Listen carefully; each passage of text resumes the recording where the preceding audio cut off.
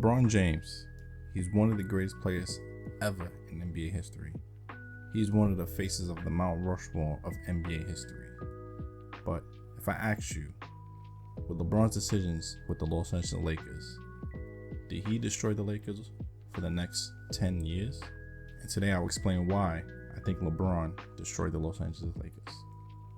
LeBron James will probably statistically be going down in history in top 10 of every statistic category in NBA history. With LeBron's ability on the court, which are spectacular, he does have abilities off the court to convince his managers and owners to see his viewpoint in deciding players which will fit best for him on his teams.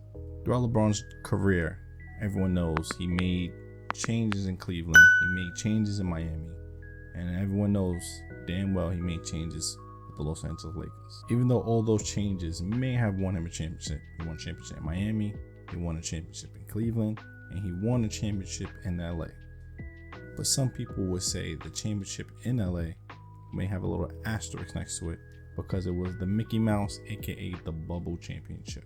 But with LeBron's pursuit to win championship number 5 this year, but I honestly don't see it happening, he constructed the lineup that is currently 0-3 with the Los Angeles Lakers, with the likes of Russell Westbrook, Patrick Beverley, all household names, but the team just doesn't mesh together, and the team just doesn't play well together, as we have seen so far in the opening games of this NBA. Now let's talk about the trade that started it all. When the Lakers had signed LeBron James, he always advocated and stated that he wanted Anthony Davis on his team. The team didn't pull the trigger at the trade deadline, but during the offseason, the Lakers did make the trade. In that trade, the Lakers received Anthony Davis, and the Lakers traded the young Lonzo Ball, Josh Hart, Brandon Ingram, and 3 first-round picks, with one of those first-round picks resulting in DeAndre Hunter. Now I know it's not fair looking back. Who won that trade? Was it New Orleans or was it the Lakers? I think New Orleans definitely won that trade, because now that lineup in New Orleans, that with them draft picks, they turn into CJ McCollum, they have Brandon Ingram, they got Zion. That roster looks amazing just because of the trades that the Lakers gave to New Orleans with Brandon Ingram, and you could say they kind of gave him CJ McCollum because of the draft picks. Now let's look at the second trade that LeBron has been dying to make with the Lakers when he's with the organization, and that's for Russell Westbrook. Don't get me wrong, like I said, I like to give credit when credit is due. Russell Westbrook will probably go down in the Hall of Fame. He had put up killer numbers, triple doubles every game. He made triple doubles a norm in the NBA. But with all the time that has hit Russell Westbrook very hard, he has become slower, he has become less athletic, and he hasn't adapted with his game like other players like Derrick Rose, Vince Carter, even Blake Griffin to an extent.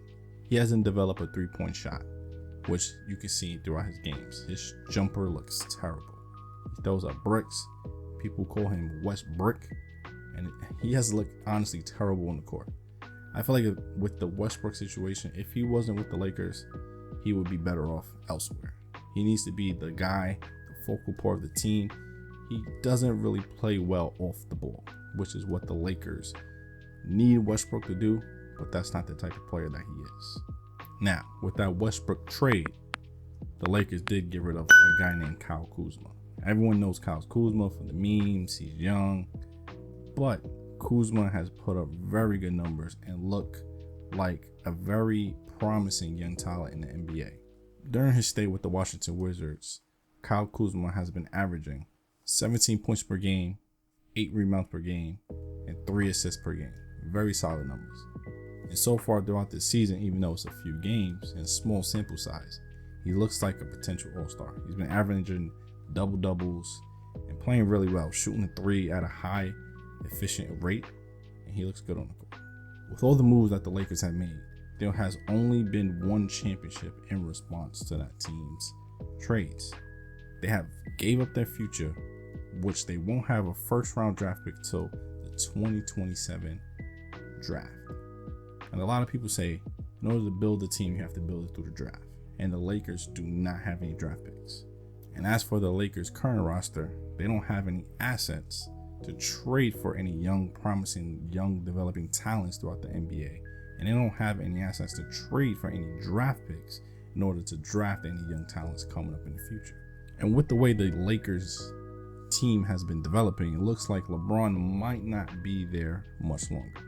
Every year he comes up with a 1-year contract or a 2-year contract. Let's not forget he's up there in age. If the Lakers don't win a second championship, which I do not see happening anytime soon, all these trades and all these moves would have been a terrible look for the Lakers. And let's not forget, all these trades were because of LeBron's influence in the organization. Now, as we look back, I can honestly say LeBron has destroyed the Lakers organization because of the moves that he made, trading for Anthony Davis and trading for Russell Westbrook. It set the team back for the next potential 10 years. Let me know what you guys think in the comment section below. Don't forget to like the video and subscribe to the channel.